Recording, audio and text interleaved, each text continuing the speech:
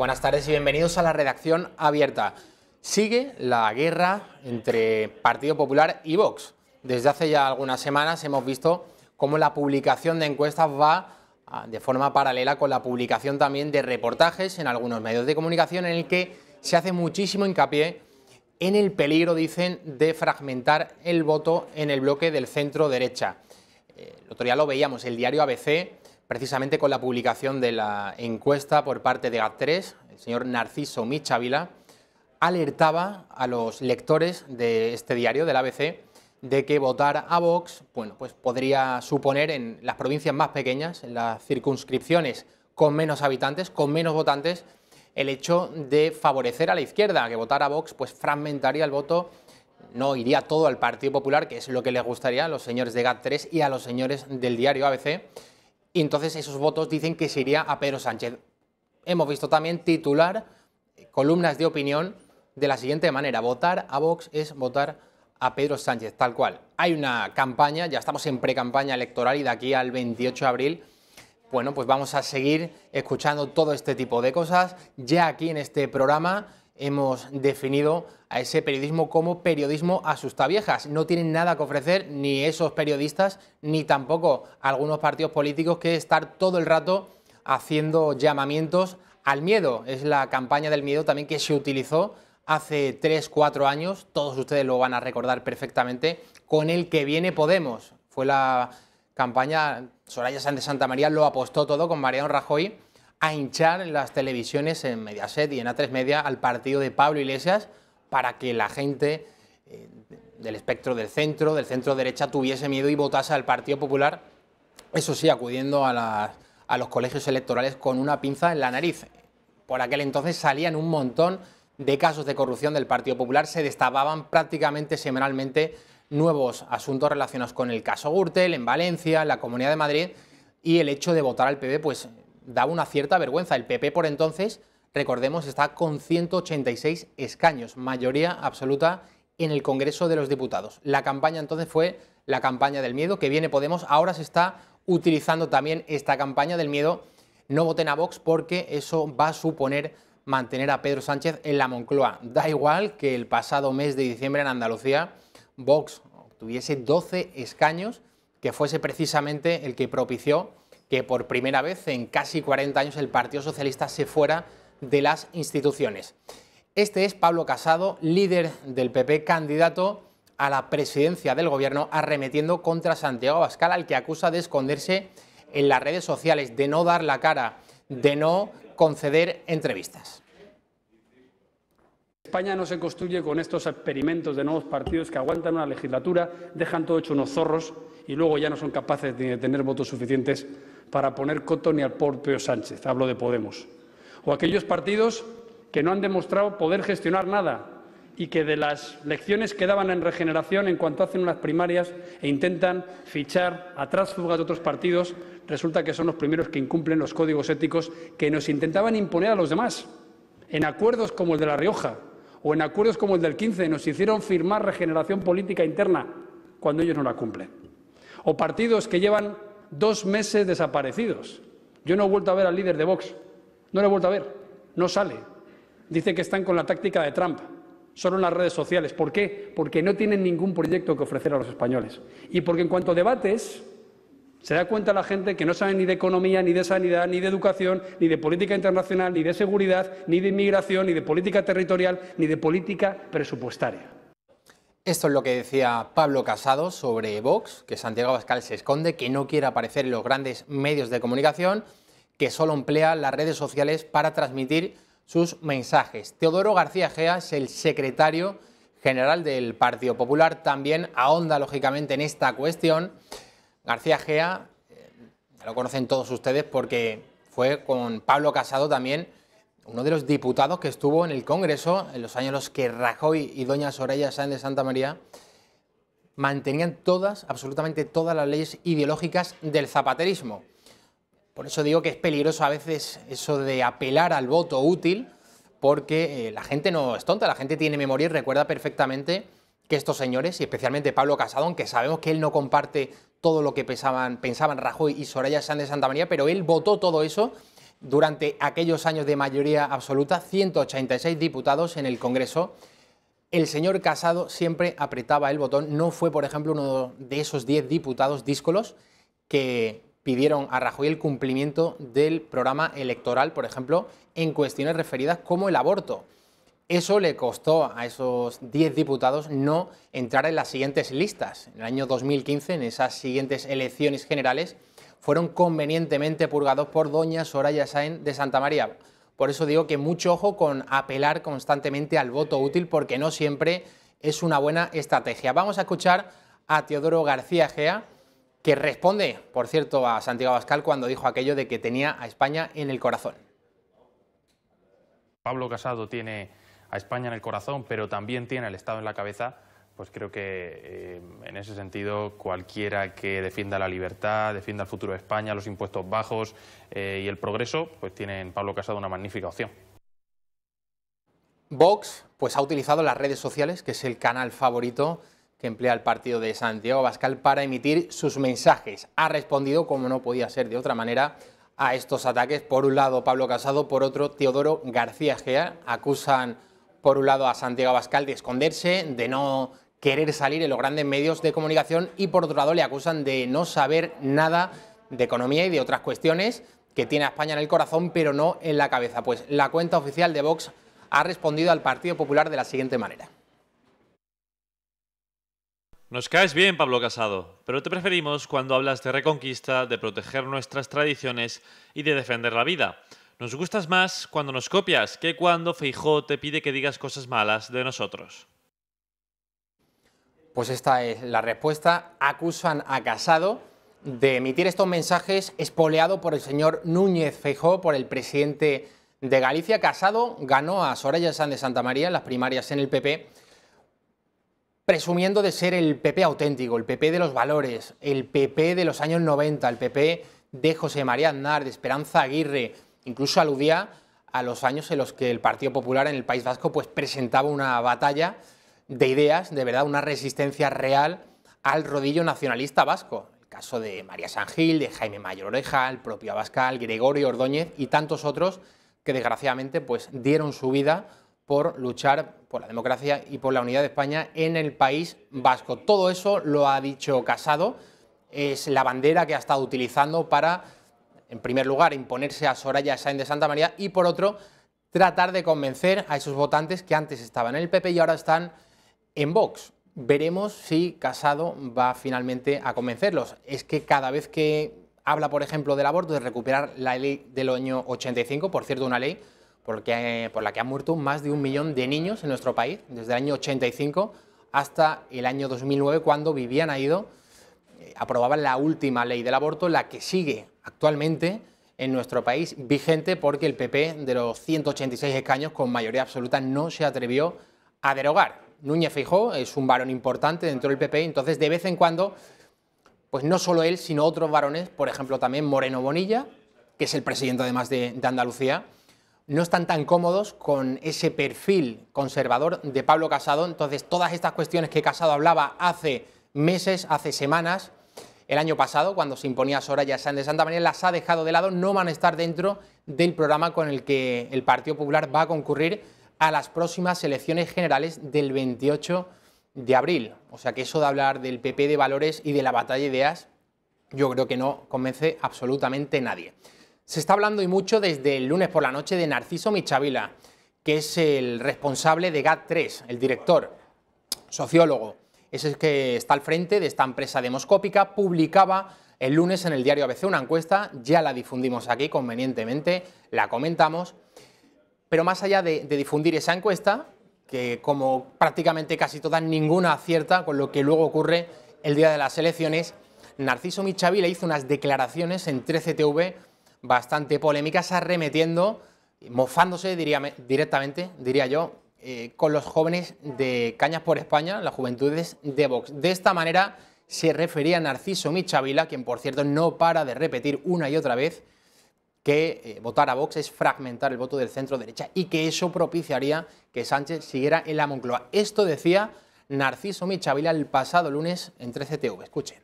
Yo creo que, sinceramente, además, igual que Podemos eran los hijos de los votantes del Partido Socialista, Vox en muy buena parte son los votantes de los hijos del Partido Popular. Ese jovencito que fue con el cubata en la mano a hacer la patria española con un cubata cantando pues el himno de la Legión en una... Pues en el fondo, sí.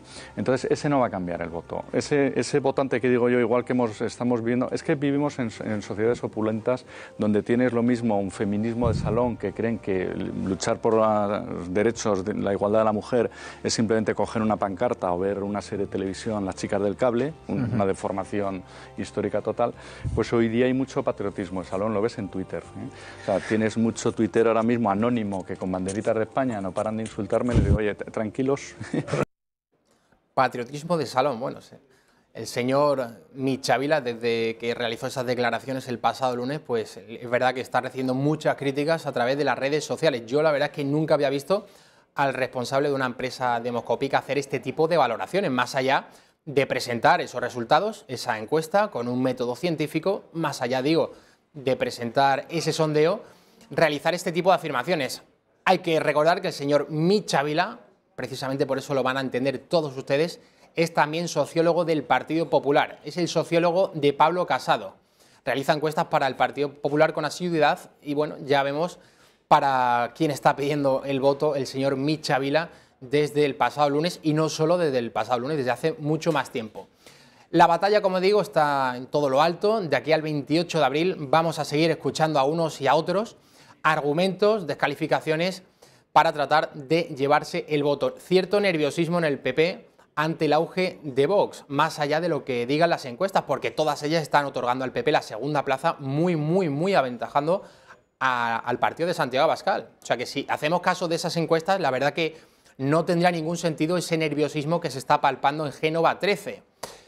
Este es un vídeo que el diario.es dice que el PP está difundiendo a través del WhatsApp, a través de las redes sociales, sin su rúbrica, sin su firma, pero que es un vídeo realizado contra Vox, en el que utilizan a Epi y a Blas. Vamos a verlo.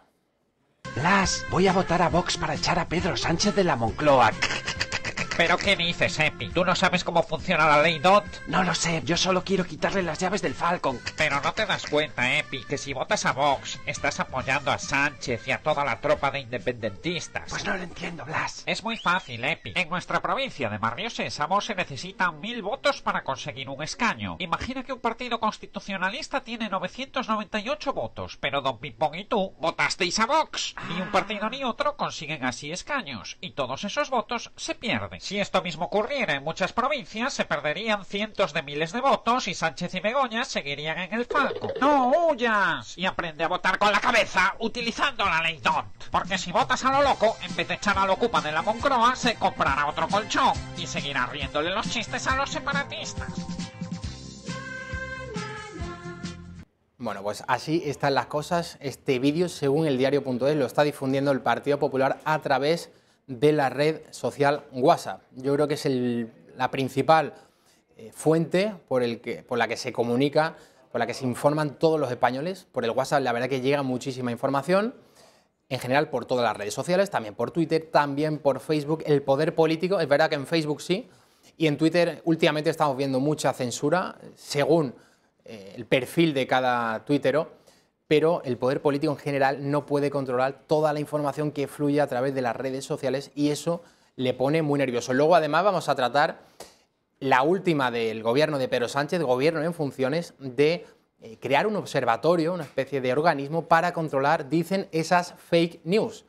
Yo creo que hay que agarrarse bien a la silla porque el señor Sánchez, y entendemos que sus acólitos, sus periodistas de confianza, no sabemos quiénes va a nombrar, para ese observatorio van a decir qué es lo verdadero y qué cosas son falsas. Eso lo analizaremos también más tarde. Luego veremos también una encuesta del diario.es, aún no la tenemos, publicada en el día de hoy. La vamos a contrastar también con esa de GAT3 que aparecía en el diario ABC el pasado lunes. El padre del niño Julen, que desgraciadamente fallecía hace unas semanas en Totalán, en Málaga, cayendo a ese pozo, ha concedido una entrevista a la revista Semana. No tenemos aún esa imagen de la revista Semana, pero los compañeros de Espejo Público en Antena 3 han logrado contactar con el periodista que ha entrevistado al padre de Julen. Esto es lo que ha dicho sobre las apariciones de distintos políticos que iban allí a interesarse por el niño, pero hace una distinción, dice que no todos fueron delante de las cámaras. Vean. Algunos políticos vinieron a hacerse la foto. Era muy duro tener que salir a recibir a tal o cual político. El único partido que acudió sin cámaras fue Vox. Eran las 12 de la noche y llovía a mares. Girauta, Ciudadanos, llegaba a un acuerdo con UPN, también con el Partido Popular. Van a concurrir todos en esa lista, bajo las siglas de UPN en Navarra. Recordemos que Ciudadanos ha sido un partido que en todo momento ha criticado, y yo creo que con razón, porque si se defiende la igualdad entre todos los españoles, entre todos los territorios, pues hay que criticar el régimen foral navarro, también el cupo vasco, pero Ciudadanos ahora se traga sus palabras porque va a ir con UPN, que defiende ese privilegio fiscal navarro. Esto es lo que decía Juan Carlos Girauta ante el aluvión de críticas recibidas en su partido. Hay que sumar contra los que buscan la anexión de Navarra. Es importantísimo desalojar del poder a quienes gobiernan hoy en Navarra. Por eso hacemos una excepción y no vamos con nuestras siglas, igual que hace UPN. Sumamos desde la gravedad de la emergencia y sin entrar en la contradicción con nuestro ideario. La posición de Ciudadanos con el régimen foral es la posición de siempre. Lo asumimos mientras esté en la Constitución, porque somos un partido constitucionalista. Somos conscientes de la dificultad de conseguir mayorías para cambiarla, posiblemente los que más, porque cuando se votó el cuponazo vasco nos quedamos solos votando en contra. Continúa el juicio en el Tribunal Supremo contra los golpistas catalanes, los responsables políticos que convocaron el referéndum ilegal del 1 de octubre del año 2017. Ha sido el turno para el secretario general de Diplocat, Albert Royo, que ha negado que se enviaran observadores internacionales pagados por la Generalidad de Cataluña. Vamos a ver, no al señor Royo, sino al responsable de difusión de Presidencia y sus contradicciones, el señor Jaume Mestre. Luego vamos a ver también lo que le ha dicho el juez Marchena. Pero esa campaña de civismo que contenía un anuncio lo hace la Corporación Catalana de Medios Audiovisuales al negarse dos empresas. ¿Es así? ¿Puedes repetir la pregunta, por favor? Al negarse Carat y Focus, sí, quien hace el anuncio, quien lo difunde, es la Corporación Catalana. Sí. Luego hizo el anuncio, lo difundió, Corporación Catalana, sí, y emitió dos facturas. Sí. Bien, luego era una campaña de pago. Secretaría, perdón. Es que yo no sé por qué. No lo sé porque no sé por qué se emitió el spot. Bueno, el tribunal se queda con esta respuesta. Sí. ¿Sabe usted que Corporación Catalana ha cobrado esas facturas? No lo sé. ¿No sabe si ha cobrado? No. ¿Y lo va a reclamar? No lo sé. Mire, señor Mestre, en el Código Penal el delito de falso testimonio no consiste simplemente en no decir la verdad. Le voy a leer lo que establece el artículo 460 del Código Penal. Dice, cuando el testigo, sin faltar sustancialmente a la verdad, la altere con reticencias, inexactitudes o silenciando hechos o datos relevantes que le fueran conocidos, incurrirá en responsabilidad penal. Tenemos ahora sí la encuesta que ha publicado el diario.es. Vamos a verla. En este sondeo, la suma de Partido Popular, Ciudadanos y Vox sí darían para alcanzar la mayoría absoluta. Algo, por ejemplo, que no recoge el sondeo de GAT3, publicado el lunes en el diario ABC. Ahí la estamos viendo. Partido Socialista, el más votado. Esto es una tendencia que se viene repitiendo en todas las encuestas que se han venido publicando en las últimas semanas y en los últimos meses. Pedro Sánchez sería el favorito para los españoles. 25,4% de votos, que traducido en escaños serían entre 100 y 103. Segunda posición, Partido Popular, con un 22,8% del respaldo.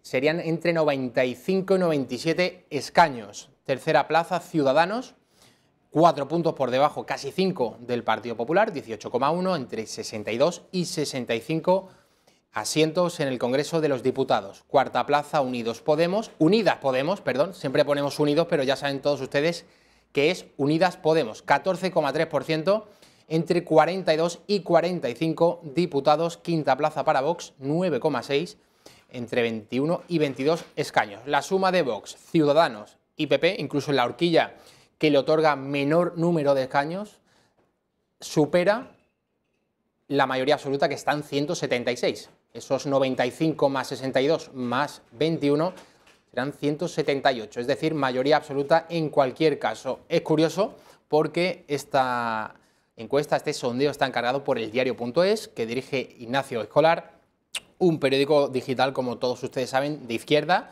marcada tendencia progresista. Pues en esta ocasión sí que otorga la victoria, como decimos, a esos tres partidos que ya se impusieron en las pasadas elecciones andaluzas, pero curiosamente en ninguno de los sondeos publicados en el diario ABC, en La Razón, en El Español, diarios en teoría de centro derecha, ninguno otorgaría esa victoria a este bloque al que desde la izquierda algunos han calificado de trifachito o derecha trifálica, pero lo cierto es que esta encuesta del diario.es sí confirma lo que vimos en las pasadas elecciones andaluzas. Más asuntos en Crónica Catalana, más allá de lo que acabamos de ver en esa nueva jornada en el juicio que se está celebrando en el Tribunal Supremo contra los golpistas del 1 de octubre de 2017.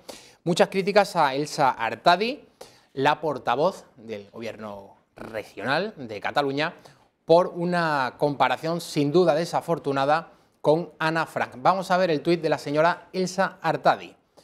Ahí está, dice: no se nos permite tener opinión propia. La gente quiere que tengamos la boca cerrada, pero eso no te impide tener tu propia opinión. Todo el mundo debe poder decir lo que piensa. Dice una frase de Ana Frank muy apropiada para el día de hoy, en el que se cumplen 69 años de su muerte.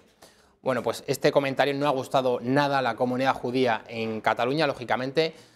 Yo creo que bastante desafortunado, ¿no?, esa comparación con Ana Frank, que como todos ustedes saben murió durante la Segunda Guerra Mundial, fue víctima del Holocausto y escribió el diario de Ana Frank, conocido mundialmente, uno de los libros más vendidos de la historia. Pues por este motivo la señora Elsa Artadi, la portavoz del gobierno catalán, pues ha recibido muchísimas críticas.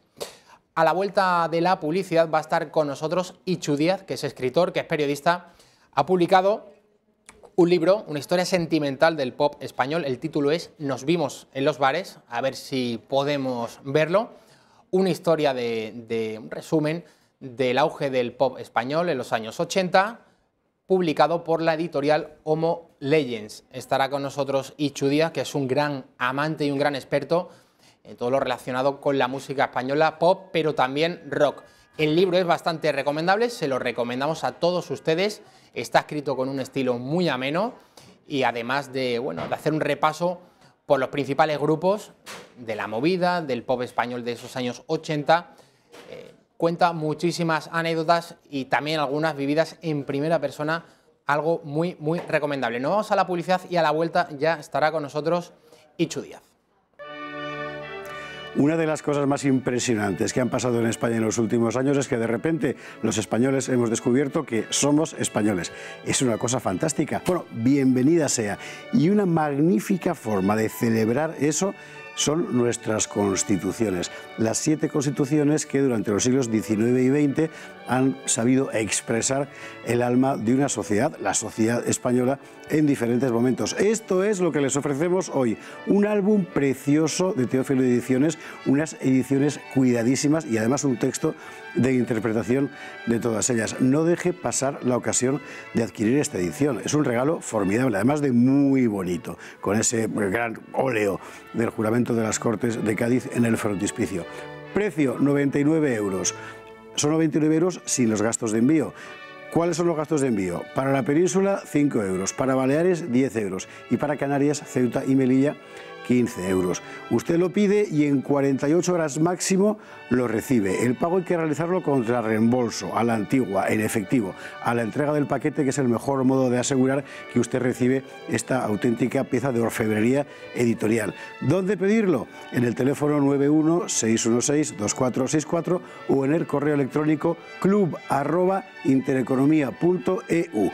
Pone usted su nombre y apellidos, la dirección completa, incluido el código postal, muy importante, y un teléfono de contacto, preferiblemente móvil, ya sabe, y asunto arreglado. No deje pasar esta oportunidad porque España, las constituciones y usted se lo merecen.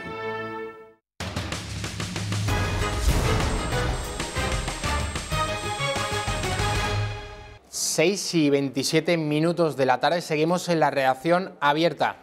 Tengo conmigo a Ichu Díaz, que es escritor, que es periodista, acaba de publicar Nos vimos en los bares, una historia sentimental del pop español. Ichu Díaz es un gran amante de la música española, del pop, pero también del rock.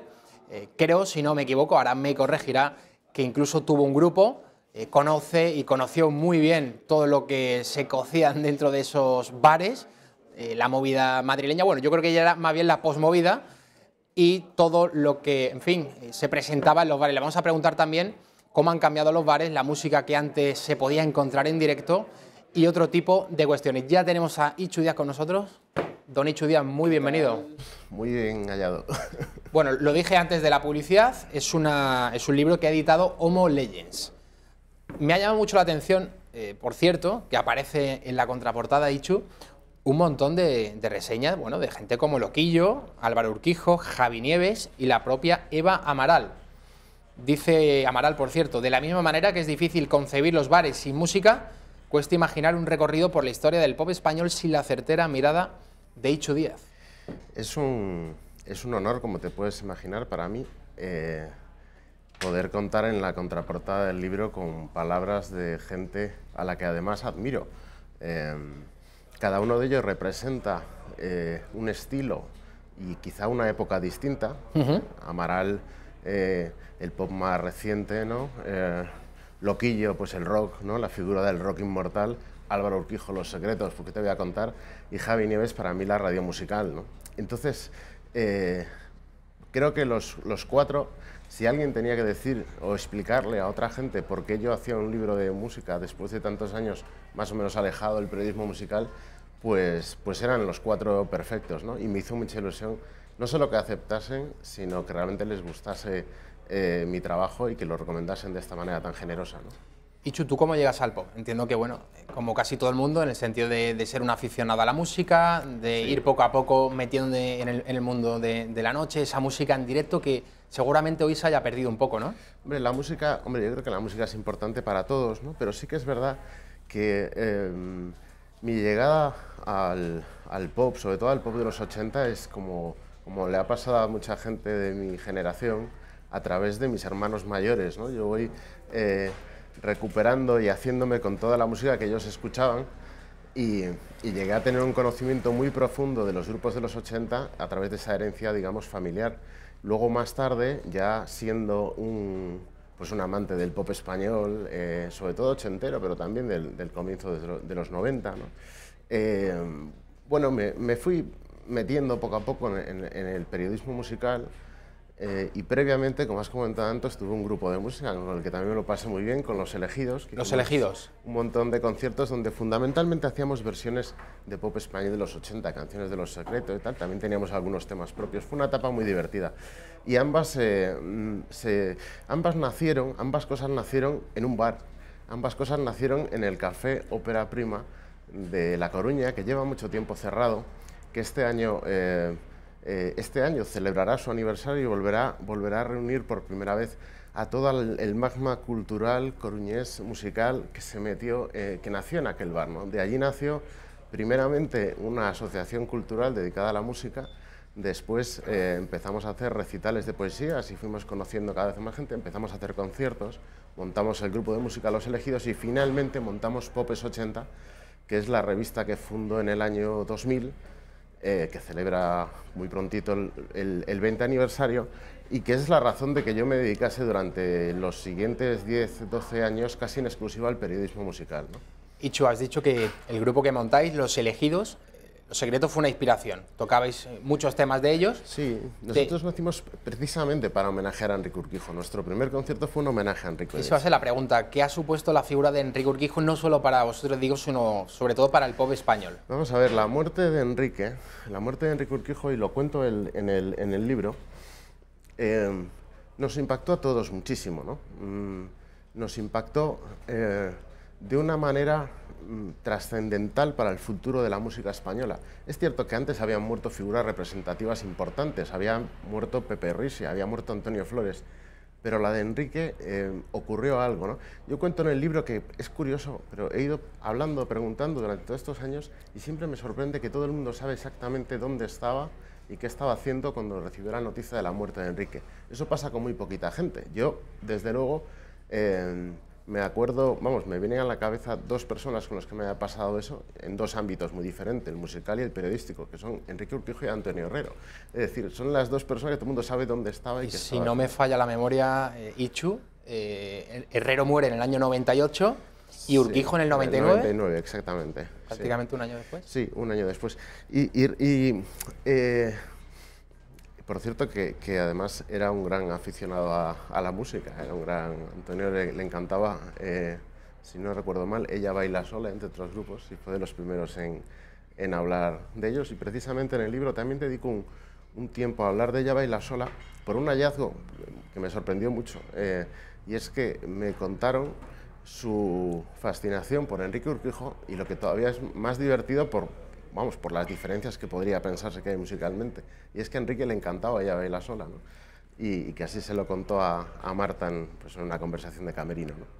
En fin, el libro al final es una recopilación de anécdotas de eso que no nos suelen contar de la música, ¿no? Es decir, por qué surgen las canciones, en qué momento surgen las canciones que escuchamos, y hago que por primera vez los artistas cuenten cosas que no han contado antes, porque en el día a día de la promoción, de las entrevistas, pues van a cosas más básicas, ¿no? No rascan exactamente por qué han escrito esa canción y cómo de lo que inicialmente concibe el artista se convierte después en un himno y cómo la gente la interpreta, ¿no? Me parece que es un proceso muy bonito. ¿Cuál es el himno de tu generación, Ichu? Pues es muy complicado, es una pregunta súper complicada, querido Javi.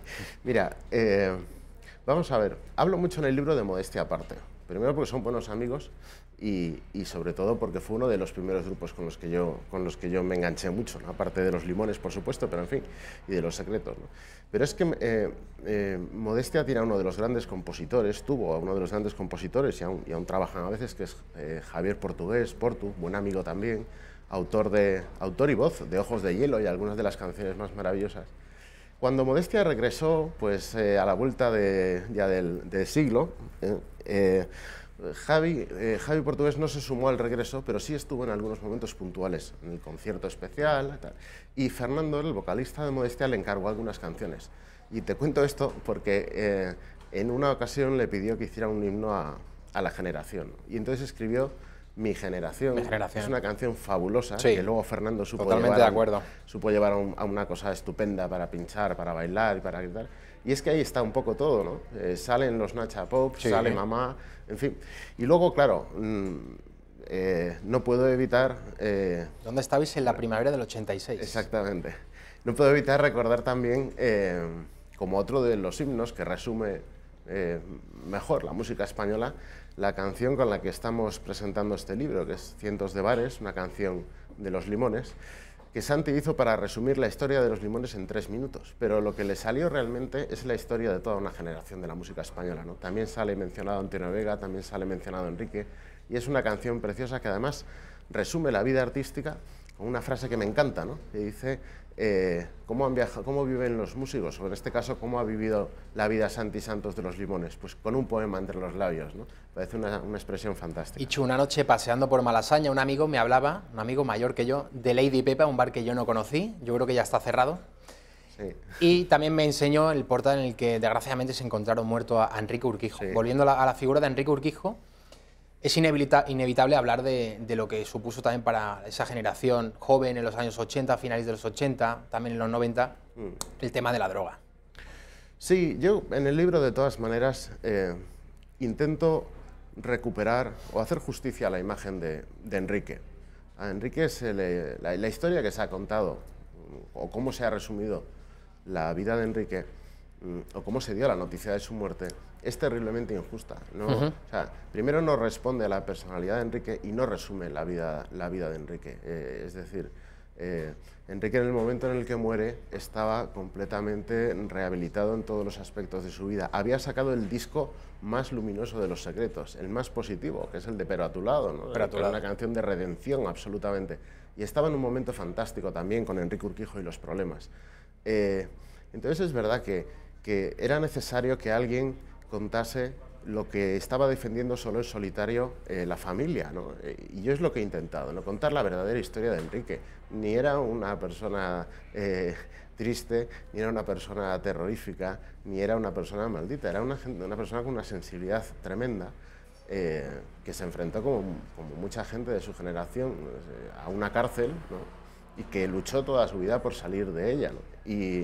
Y no me parece que sea lo central en su vida, ¿eh? Me parece que de hecho el Enrique limpió, el Enrique que perdimos, lo escribo también en el libro, me parece que era el mejor Enrique de su vida, ¿no? El Enrique como yo. Y Chu, otro grandísimo talento de esa generación, creo que vas a estar de acuerdo seguro, Antonio Vega. Sí. También desgraciadamente, bueno, cayó en esta cárcel, como tú lo has definido. Sí. No sé si establecerías ahí un paralelismo entre ambas figuras. Antonio Vega, que ambos talentosos, pero ¿qué ha aportado cada uno a la música española? Bueno, ¿Tú los compararías? Cada uno en su estilo, es claro. Difícil, claro, es difícil no compararlos, evidentemente. Ambos son grandes buscadores de bellezas, ¿no? Sobre todo y por encima de todo.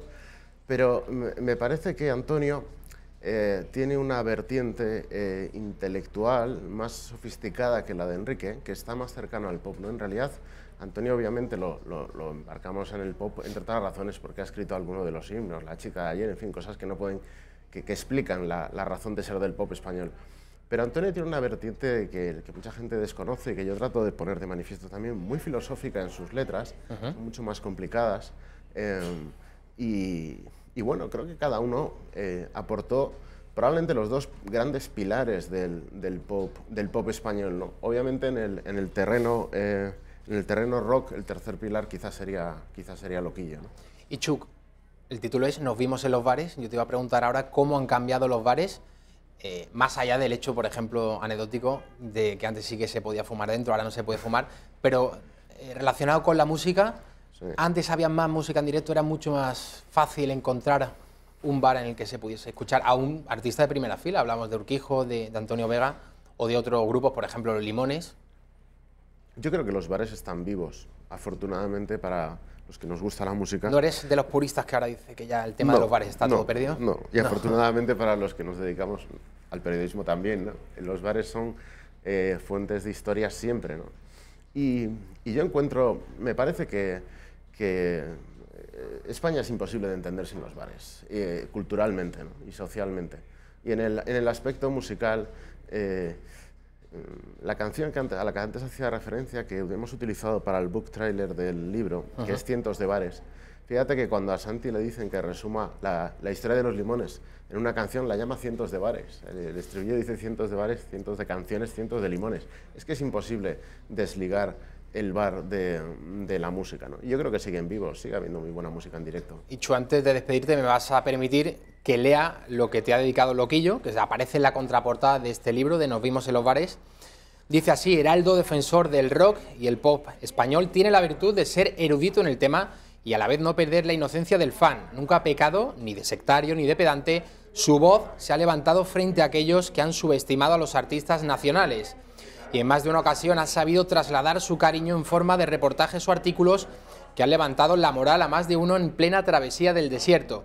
Y Chu Díaz tiene garantizado un lugar en el corazón de muchos artistas y bandas que han protagonizado la historia más reciente de la cultura pop y rock de nuestro país. Ahí es nada, Loquillo.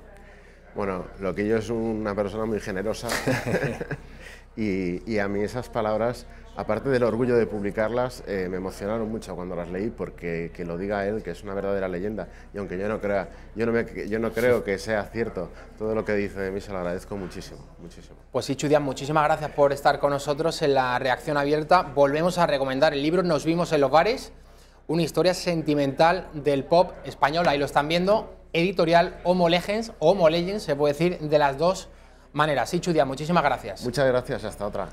A la vuelta de la publicidad va a estar con nosotros José Manuel Menéndez de Cañas por España. Nos va a contar todo lo que ha sucedido en los últimos días en Sevilla, esa conferencia que iba a pronunciar y que finalmente pronunció ayer el juez Serrano ante las amenazas de los más intolerantes. Lo vemos a la vuelta.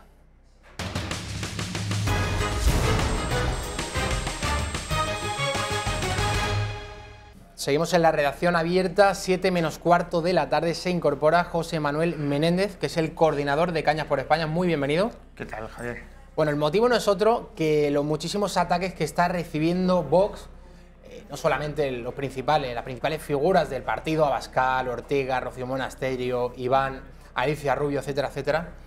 También los jóvenes de Vox se llaman Cañas por España y a lo largo del país van organizando actos. Esta semana, por ejemplo, ayer martes, un acto en Sevilla, una conferencia que pronunciaba el juez Serrano, el líder de Vox en Andalucía. Siempre elegís un bar, de ahí el nombre de Cañas por España, y el bar Cervecería Raimundo, si no recuerdo mal. Sí, justo. Que organizaba este evento, amanecía ayer lunes con algunas pintadas de algunos violentos, algunos intolerantes. A ver si podemos ver esas imágenes. En fin, señalando en primer lugar al dueño del bar y luego también al partido Vox. Sí, efectivamente. Esto no es nuevo, ¿no, José Manuel? No, no es nada nuevo. Bueno, en Sevilla sí que es verdad que han incrementado la repulsa y los ataques de violencia, ¿no? Pero no es nada nuevo. En Barcelona también hemos recibido tipos de este escrache, insultos, amenazas, incluso han llegado a agredir cuando hemos montado eventos de Cañas por España, nuestro equipo. Luego también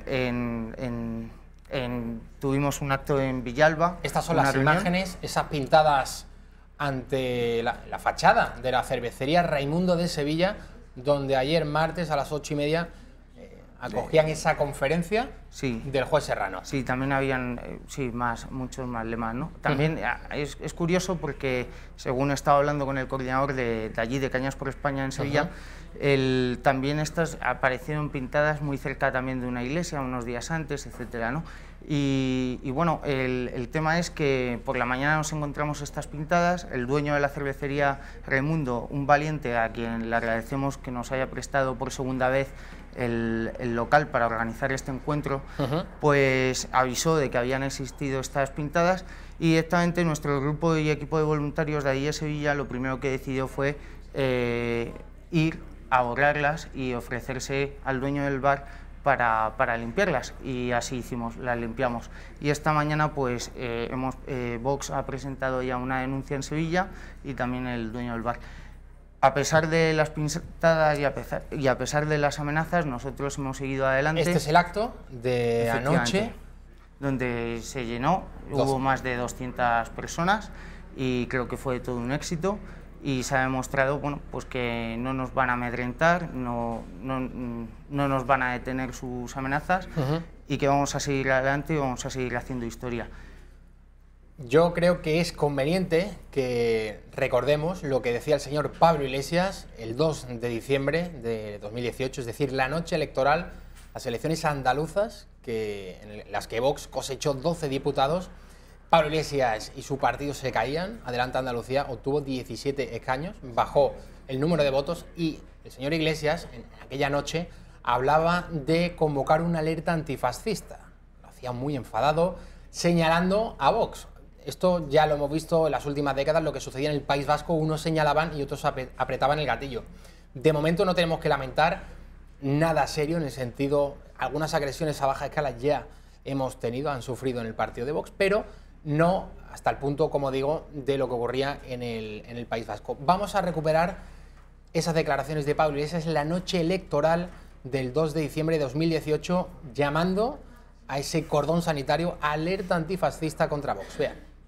A los colectivos LGTBI, a las organizaciones de pensionistas, toca movilizarse para defender las libertades, para defender la justicia social y para defender la fraternidad y una fuerza de extrema derecha. Posfranquistas sin complejos, una fuerza neoliberal, una fuerza política machista contra las mujeres y contra la gente trabajadora de nuestro país.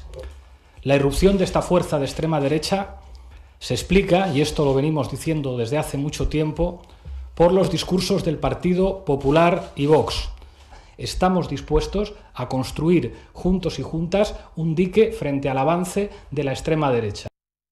Bueno, juntos y juntas, lo más probable es que el próximo 28 de abril, Unidos Podemos, o Unidas Podemos, que es el nombre que están empleando ahora, vaya a ser la quinta fuerza más votada en España. Es decir, que aquello de asaltar los cielos va a quedar ya en el recuerdo, en las hemerotecas, y el señor Iglesias va a quedar para esto, para movilizar a los más, en fin, los más radicales en la calle para que puedan seguir amenazando y atacando a gente, por ejemplo, como los jóvenes de Vox, Cañas por España. Hace poco, José Manuel, también organizabais un acto que dio mucho que hablar, el del Teatro Barceló, aquí en Madrid. Reunisteis a muchísima gente, el Teatro Barceló lleno, incluso el organizador, el dueño de Barceló, salió luego diciendo que podrían haber llenado el teatro dos veces porque había muchísima gente que se había quedado fuera. Aquello fue noticia porque días después un grupo LGTBI que iba a celebrar allí un evento lo canceló por el hecho de que Vox organizase un acto antes. Sí, efectivamente fue así, ¿no? Y organizamos una fiesta en el Teatro Barceló donde asistieron casi 1000 jóvenes y tuvo muchísimo éxito, tuvo muchísima repercusión y efectivamente el lobby LGTBI hizo una serie de presiones al Teatro Barceló y bueno, pues sucedió eso. Nosotros ya lo dijimos en El Gato al Agua con José Javier Esparza, vamos a seguir adelante, ¿no? Mientras los medios de comunicación escriben sobre nosotros, nosotros nos dedicamos a escribir la historia, no nos preocupa lo que vayan diciendo o lo que vayan haciendo. Los del lobby LGTBI pues se han demostrado y han demostrado ellos mismos lo que son y nosotros pues con nuestros actos demostramos lo que somos, gente normal, jóvenes con ilusión, con entusiasmo, que queremos aportar nuestro granito de arena a España, ¿no?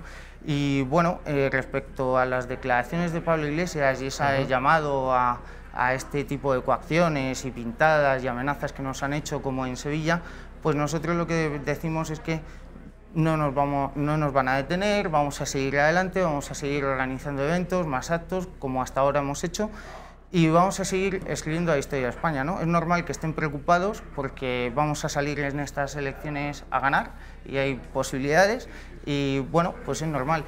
Ya nos llamaron también fascistas y jóvenes que llevábamos navajas cuando le pusimos a Pablo Iglesias, Echenique, cuando le pusimos en la casa de Pablo Iglesias la pancarta de Welcome Ocupas, Welcome Refugees. ¿Por qué? Pues porque les duele la verdad, ¿no? Y como no saben qué hacer porque tienen miedo ante que jóvenes normales tengamos el valor de querer servir a España y creamos en nuestra patria, pues y tenemos ilusión y entusiasmo y no venimos de la corrupción ni tenemos experiencia así política, ¿no? Sino que somos gente normal, pues eso les asusta, ¿no? Que se pueda terminar con su casta, que es lo que ellos han... José Manuel, ahora mismo estamos viendo un fenómeno que a muchos sorprende. Vox es el partido que está suscitando mayor adhesión popular en las calles cada vez que celebra un acto. Pues el lugar en el que se celebra esa conferencia, ese acto, ese evento, está desbordado. Lo hemos visto en Pamplona, en Toledo, en Almería, en Sevilla, en Málaga, en muchísimas ciudades. Estas son imágenes del Teatro Barceló, a las que antes estamos aludiendo, teatro lleno. ¿A ti te sorprende, José Manuel, tú que eres el coordinador de Cañas por España, el entusiasmo que está suscitando Vox entre la gente más joven? Yo creo que ahora mismo no hay un partido que esté generando esa ilusión entre la gente joven. A mí me llamó mucho la atención, y de reconocerlo, el pasado, antes de las elecciones andaluzas, en esa campaña, últimos días de noviembre, en Sevilla, en el Prado San Sebastián, que es un sitio magnífico, muy bonito, como casi todos los sitios de Sevilla, un acto de Vox un viernes a las 9-10 de la noche. 400. Y había 400 jóvenes. A mí en Sevilla, con esa edad, 16, 17, 18, 20, 20 y pocos años, se me ocurren 1000 planes mejor que el de ir a escuchar a un político, francamente. Y había cientos de jóvenes un viernes a las 10, 11 de la noche escuchando a Santiago Abascal. Sí. No me sorprende porque en Cañas por España representa a los jóvenes de la España viva, ¿no? Nunca hemos mirado de si estás afiliado o no estás afiliado, ni de dónde vienes, sino qué quieres hacer y qué quieres aportar a España, ¿no? Y no me sorprende porque realmente a los jóvenes nos preocupa el futuro de nuestra nación y qué le vamos a dejar a nuestros hijos, ¿no? Y vemos el día a día y vemos que los discursos de Partido Popular, de Ciudadanos, de Podemos, del PSOE, han caído en un discurso del pensamiento único, donde se dedican a hablarnos del ultrafeminismo, del lobby LGTBI, etcétera, cuando los problemas reales de los jóvenes, por ejemplo, es la salida laboral, el encontrar un trabajo y un empleo digno, y nadie se preocupa de eso, ¿no? También de una serie de valores que se han perdido, y creo que hay una juventud con valores que está pidiendo a gritos que se le escuche, ¿no? Y creo que en Cañas por España ha sido ese punto de encuentro. Luego en las universidades, yo tengo compañeros, tengo amigos, y invito a cualquiera a que se dé un paseo por la Universidad de Somosaguas de Ciencias Políticas, donde por llevar una pulsera como esta de España, pues te pueden amenazar con pegarte una paliza. Y esto es real, y está sucediendo en Madrid, ¿no? Y entonces hay muchos jóvenes que se sienten solos en sus universidades, pero bueno, en Cañas por España pues han visto que no están solos y que somos miles de jóvenes los que estamos dispuestos a trabajar y a luchar por nuestro país. No me sorprende, esta iniciativa la comenzamos 4 jóvenes hace 2 años y después de 2 años, en la fiesta que hemos organizado de Cañas por España, 1000 jóvenes. A las pruebas nos remitimos, ¿no? Todavía hay una preocupación, hay una inquietud y sobre todo España vive, ¿no? Y somos los jóvenes de la España viva. José Manuel, antes de despedirte, con todo el cariño siempre, sí. La violencia de género, la ley contra la violencia de género ha sido una de las cuestiones más controvertidas. Sí.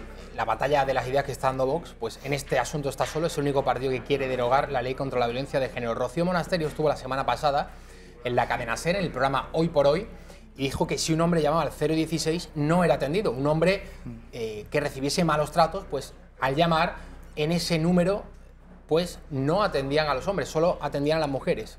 Que con la letra del texto de la ley contra la violencia de género solo se entiende violencia de género cuando la víctima es una mujer. Vamos a ver a Rocío Monasterio contando esto en el programa Hoy por Hoy de la cadena SER la semana pasada, y luego la demostración de que efectivamente es así, con una llamada telefónica al 016, un hombre que no es atendido por el hecho de ser mujer. Vean. Pero nos preocupa, además, que haya violencia contra los niños o que un anciano que está maltratado en su casa llame al 016 y se le cuelga el teléfono por el hecho de ser varón. Eso nos preocupa. Estamos preocupadísimos con esto. Esto pasa hoy. Entonces, ¿cómo lo saben? ¿Qué pasa? Buenos días, 016, ¿en qué podemos ayudarle? Mire, llamo, verá, porque es que estoy sufriendo maltratos por parte de mi pareja, entonces... Teléfono para mujeres víctimas de violencia por la pareja o expareja. Resulta de que mi cuñada ha maltratado, que no es la primera vez, tanto física como psicológicamente a mi hermano. Pero esa violencia nosotras no la atendemos, señora. ¿Y si soy hombre, qué ocurre? Pues si en caso de emergencia tendrías que llamar al 112 inmediatamente. Llamada al 012 también y me han dicho que era el 016 a que tenía que llamar. No, aquí no tiene que llamar. No es el 016 para la violencia de género. Pero la violencia de género, según lo dice la ley integral, es mujer maltratada por su pareja. Pues aquí está un ejemplo práctico y real de que efectivamente un hombre que sea maltratado y llama al 016 no es atendido. José Manuel. Es cierto, es el drama que está viviendo la sociedad, ¿no? Y también es uno de los motivos por los cuales los jóvenes de la España viva están en Cañas por España, ¿no? Porque, como decía antes, hay un pensamiento único de los 4 partidos políticos, uno de ese pensamiento es la ley de violencia de género, pero la sociedad y la realidad social es bien distinta. Y hay muchos jóvenes que han vivido el divorcio de sus padres, han visto todo este drama de primera mano y han visto cómo su padre, por una denuncia falsa, pues a lo mejor ha pasado una noche en el calabozo, ¿no? Yo he estudiado abogacía, he estado en un despacho de civil y esto es una realidad, lo he ido viendo. Entonces, mientras los medios de comunicación y mientras los partidos políticos se dedican a escribir un discurso único, la realidad es una evidencia, ¿no? Entonces, creo que todos estamos de acuerdo en que tanto el hombre como la mujer se tienen que complementar, tiene que haber una armonía y no que prime la mujer sobre el hombre o el hombre sobre la mujer, que es a lo que nos está llevando esta ley de género. José Manuel Menéndez, coordinador de Cañas por España, muchísimas gracias por estar con nosotros. A ti, Javier, hasta un pronto. placer. Vamos a ver ahora el patrimonio de José Luis Rodríguez Zapatero, expresidente del Gobierno. Está siendo ahora el mayor cómplice internacional de Maduro del chavismo. Pues hemos conocido hace unos días que el señor Zapatero se ha comprado una bonita casa. Este es el patrimonio del expresidente socialista. Nadie duda que el estilo de vida de los políticos está fuera de lo común. De hecho, no nos sorprende tampoco si decimos que una de las compras recientes de una casa en uno de los barrios más exclusivos de Madrid tiene mucho que ver con Zapatero. Sí, el expresidente del Gobierno ha desenfundado el bolígrafo para adquirir el chalet en el que llevaba años residiendo en régimen de alquiler. Una vivienda que le ha costado unos 800.000 euros. Aunque esta no es la única vivienda de lujo de los Zapatero. Y es que hace menos de 2 años desembolsaron también otra cantidad considerable para adquirir una villa cercana a la playa de Famara, en Lanzarote. Una vivienda por la que podrían haber pagado $500.000 de euros. Vaya, parece que al que fuera líder de los socialistas le ha ido bastante bien en la última década. En 10 años su patrimonio se ha multiplicado por 5. Ha pasado de los 200.000 euros al más de 1 millón de euros de patrimonio inmobiliario. Una cantidad de dinero que se podría haber financiado con las comisiones de algunos de sus viajes. Porque hace 5 años José Luis Rodríguez Zapatero viajaba con José Bono y Miguel Ángel Moratinos a Guinea Ecuatorial. El viaje se justificaba con el supuesto fin de estrechar lazos con el país. Sin embargo, una vez allí, los fines humanitarios parece que desaparecieron completamente de su agenda y solamente se centraron en hacer negocios, según contaban algunos medios. O aquellos viajes a Venezuela que tenía programados Zapatero, de los que nunca se han conocido en qué consistían. Lo que sí es sabido por todos es que claramente Zapatero ha salido ganando con su paso por la primera línea de la política. 7:02 de la tarde. Se incorpora Pedro Corral a la mesa de la Redacción Abierta. Muy bienvenido. Muy buenas tardes. Concejal del Partido Popular en el Ayuntamiento de Madrid. Normalmente traemos a Pedro Corral para tratar asuntos históricos. En otras ocasiones, el libro que había publicado acerca de la Guerra Civil. Ahora, porque ahora Madrid, el partido de Podemos, la marca de Podemos en la capital de España, Manuela Carmena, ha votado en contra de la estatua, de colocar la estatua de los héroes de los últimos de Filipinas junto a la de José Rizal en el barrio de Chamberí. José Rizal fue uno de los insurrectos que lucharon contra, prócer de la independencia contra filipina. España. Eso es. Y nosotros le hemos dedicado una estatua, tiene una estatua aquí al lado en el Parque Santander. Sí, con muchos líderes de independentistas. También el Parque del Oeste. Iberoamérica, en Parque del Oeste. Hay un montón de estatuas. Yo diría próceres, ¿no? Que es más el término de la época, ¿no? Próceres. Ahora Madrid ha argumentado su no a esta escultura, por cierto, del señor, la vamos a ver ahora, Salvador Amaya. Creo que tenemos la imagen de esa escultura.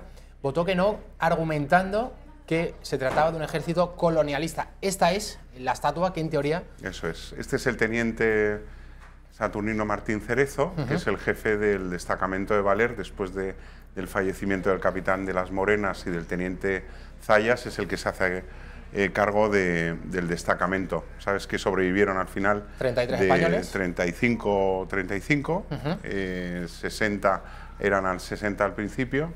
Y bueno, resistieron 337 días en la iglesia de Valer, ¿no? En la isla de Luzón. Bueno, nuestra pretensión, tal como yo lo había hablado con nuestro portavoz, con José Luis Martínez Almeida, era poder llegar al consenso de todos los grupos políticos para apoyar una iniciativa que viene de la Fundación Museo del Ejército, ¿no? Que era en el 120 aniversario del sitio de Valer, que se cumple ahora en junio de este año, 120 años, poder tener en Madrid una escultura de homenaje a los últimos de Filipinas. Bueno, pues nuestra sorpresa es que con esa pretensión de que fuera apoyada unánimemente por todos los grupos políticos que representamos a los madrileños en la capital de España, pues nos encontramos esta este rechazo de Ahora Madrid por boca de una vocal vecina, con el asentimiento de la concejal de Carmena en Chamberí, con lo cual pensamos que verdaderamente no tenían ningún interés en que esta escultura figure como tributo de la ciudad a los últimos de Filipinas. La mayoría de grupos ha dicho que sí, Partido Socialista, Partido Popular, Ciudadanos también. Entonces, esto va a depender en última instancia de Manuela Carmena, de la alcaldesa. Claro, nuestra intención era darle un empujón a esta iniciativa que, como digo, viene de la Fundación Museo del Ejército. A través quieren lo que siempre se ha llamado suscripción popular, que ahora se llama crowdfunding, ¿sabes? Pero bueno, que está muy bien. Yo creo que la escultura está...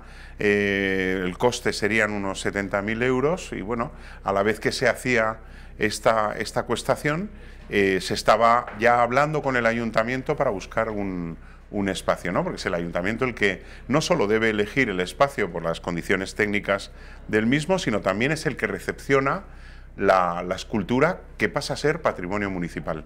Estas conversaciones, verdaderamente, por lo que me habían a mí transmitido personas conocedoras de estas negociaciones, el gobierno de Carmena no estaba demostrando un excesivo entusiasmo. Yo creo que estaba más bien frío, más bien vamos a ver si pasa el tiempo, llegamos al final del partido y a los héroes de Valer que esta foto es original. Sí, eso es. Que se ocupe otro gobierno, porque a nosotros estas cosas... Estas imágenes corresponden a la película de los años 40, si no recuerdo mal. Esta película es bastante mejor, por cierto, Pedro, que la que se estrenó hace unos años. Esta es la clásica. No he visto la reciente, pero las críticas señalan cierta manipulación. Sí, yo creo que... Mira, una mirada crítica a nuestro pasado es legítima.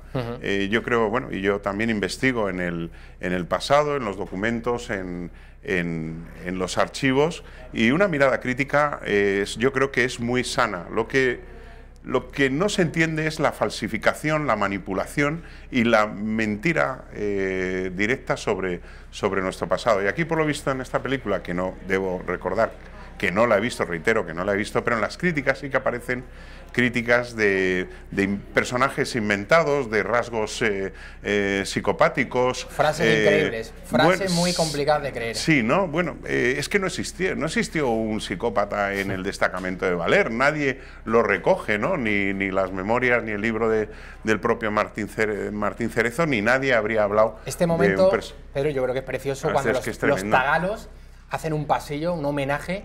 Bueno, esta es nuestra contradicción patria, más de 30 españoles que resistieron un año prácticamente en esa iglesia de Valer, el fuerte de Valer. Sufriendo epidemias de beriberi, de falta de vitamina B1. Bueno, se tenían que salir, tenían que hacer incursiones fuera de la iglesia de Valer para buscar calabazas, para buscar cualquier cosa. Si pasaba un perro, un cuervo, un gato, pues lo mataban para poder comer. Y bueno, esta en realidad es muy significativo, ¿no?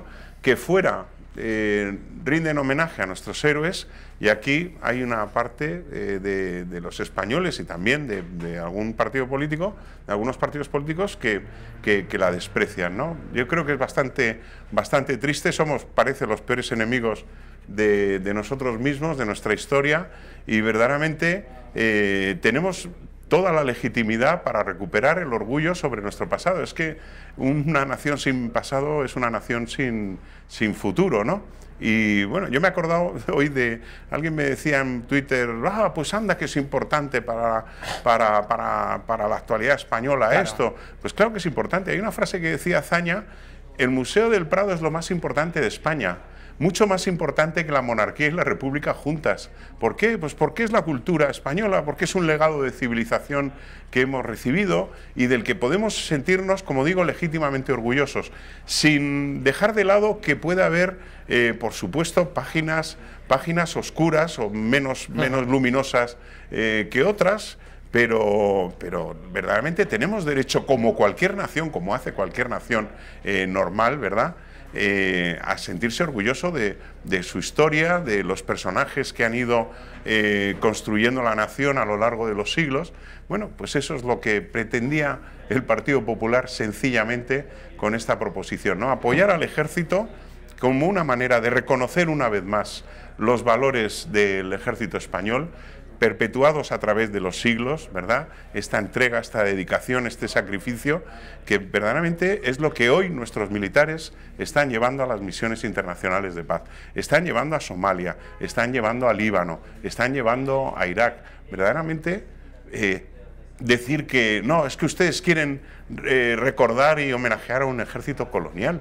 No, no, es que usted no ha entendido nada. Y nosotros decíamos, queremos reconocer en este monumento a nuestras Fuerzas Armadas y a su sacrificio por cumplir su mandato constitucional, ¿no? A favor de la unidad y de la libertad y la seguridad de los españoles. Una cuestión que le habrán planteado muchísimas veces, yo la he escuchado muchas veces, no solo a usted, a historiadores, a pensadores, la leyenda negra, en cómo ha calado, en cómo se ha impregnado en generaciones y generaciones de españoles, no solo ahora, sino hace un siglo también, sí, después del desastre del 98 en Cuba, el fin del Imperio Español en América, la pérdida de la última colonia. Ya te digo, somos los primeros, propagandistas de la leyenda negra. Hay un pesimismo histórico que nosotros hemos asumido con entusiasmo. O sea que yo creo que, en primer lugar, nos tendríamos que poner los españoles como culpables de la difusión de la leyenda negra. Sí, pero luego a eso se añade otra cosa. En el momento histórico en el que estamos, se añade cierta pulsión de una parte de la izquierda por venderle la mercancía averiada a los nacionalistas, ¿no? España es un fracaso como nación, España es una nación fallida, España debe ir cabizbaja, acomplejada y avergonzada de su historia, porque eso es lo que ellos venden. ¿Por qué? Porque les favorece para su discurso secesionista e independentista, ¿no? España ha fracasado y por eso nos tenemos que ir de España. Precisamente ese mensaje es el que una parte de la izquierda está comprando y se suman a eso. Yo envidio a esa izquierda que incluso en la Segunda República, ¿verdad?, sabía y tenía muy presente lo que significaba el legado de civilización española. Mira, el término civilización española lo acuña un señor que se llama Rafael Altamira. Rafael Altamira es un republicano que se exilia después de la Guerra Civil, ¿verdad? Oye, pues un señor fuera de toda sospecha, ¿no? Este señor no es un franquista de estos que hoy mismo en las redes me acusaban a mí de fascista por defender a los héroes de Valer. ¿Pero qué tiene que ver todo esto? El fascismo se creó después de los héroes de Valer. Era un señor que le venía bien, claro, le venía bien acuñarme a mí esto. ¿Por qué? Porque defender la historia de España, defender el pasado de España es una cosa de fascista. Oiga, pues verdaderamente usted no entiende nada. En fin, ojalá tuviéramos esa izquierda, que la ha habido y que la sigue habiendo, orgullosa del pasado.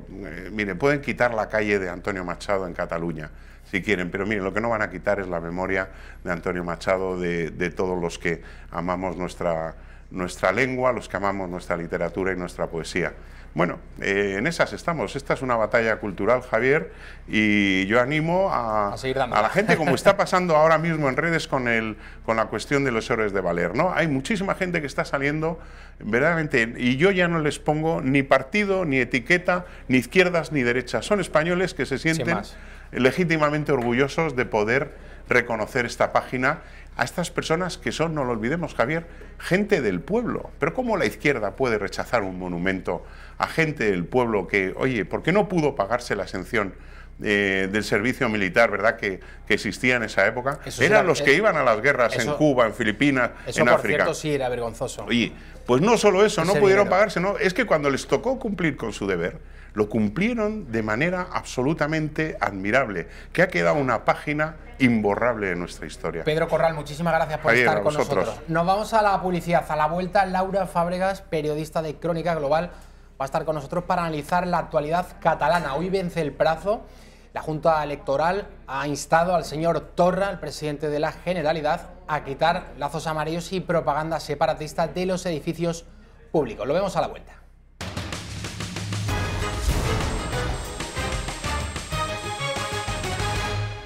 Laura Fábregas, una de las mayores especialistas en todo lo que acontece, crónica catalana, pero periodista en Madrid de Crónica Global. Muy bienvenida. Sí, hola, buenas tardes. Bueno, sigue el juicio en el Tribunal Supremo, juicio contra los líderes golpistas del 1 de octubre del año 2017.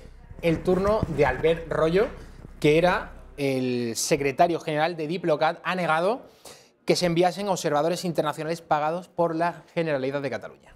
Sí, es muy curioso porque querían dar a ese referéndum toda la validez e incluso haciendo un poco de pompa, ¿no? Llevando esto que ellos llamaban observadores internacionales, y ahora delante del juez ha dicho que eran visitantes, que incluso no venían, o sea, no venían a España por el tema del 1 de octubre, sino que era uno de estos encuentros habituales que hace pues, el Diplocat con ellos.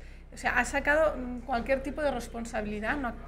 Vamos a escuchar a Jaume Mestre, que es el responsable de difusión de Presidencia. Ha estado esta mañana ante Marchena, en el Tribunal Supremo. Luego Marchena le ha acusado de evasiva. Vamos a ver ese momento. Pero esa campaña de civismo que contenía un anuncio lo hace la Corporación Catalana de Medios Audiovisuales al negarse 2 empresas. ¿Es así? ¿Puedes repetir la pregunta, por favor? Al negarse Carat y Focus, sí, quien hace el anuncio, quien lo difunde, es la Corporación Catalana. Sí. Luego hizo el anuncio, lo difundió, Corporación Catalana, sí, y emitió 2 facturas. Sí. Bien, luego era una campaña de pago. Se quería, perdón. Es que yo no sé por qué, no lo sé, porque no sé por qué se emitió el spot. Bueno, el tribunal se queda con esta respuesta. Sí. ¿Sabe usted que Corporación Catalana ha cobrado esas facturas? No lo sé. ¿No sabe si ha cobrado? No. ¿Y lo va a reclamar? No lo sé. Mire, señor Mestre, en el Código Penal el delito de falso testimonio no consiste simplemente en no decir la verdad. Le voy a leer lo que establece el artículo 460 del Código Penal. Dice, cuando el testigo, sin faltar sustancialmente a la verdad, la altere con reticencias, inexactitudes o silenciando hechos o datos relevantes que le fueran conocidos, incurrirá en responsabilidad penal. Bueno, momento ahí de cierta tensión entre Manuel Marchena y Jaume Mestre. Sí, bueno, yo creo que hemos visto que a Marchena se le ha terminado también la paciencia, ¿no? Porque estos episodios de amnesia que parece que tienen muchos de los testigos, pues va contra la ley, ¿no? Como han dicho. En el caso de Mestre, como de otros, se ve una clara intencionalidad, ¿no? De no poner en entredicho la versión del gobierno, y por lo tanto, si son testigos, no tendrían que entrar a este juego, ¿no? Hoy, por ejemplo, el Xavier Vidal-Folk, en un artículo en El País, hablaba de la Generalitat siciliana, de esta omertá casi mafiosa, ¿no? De este silencio entre pues, ciudadanos que dependen por sus empleos de la Generalitat y con el mismo gobierno, ¿no? Entonces me parece bien que el juez Marchena les haya llamado la atención.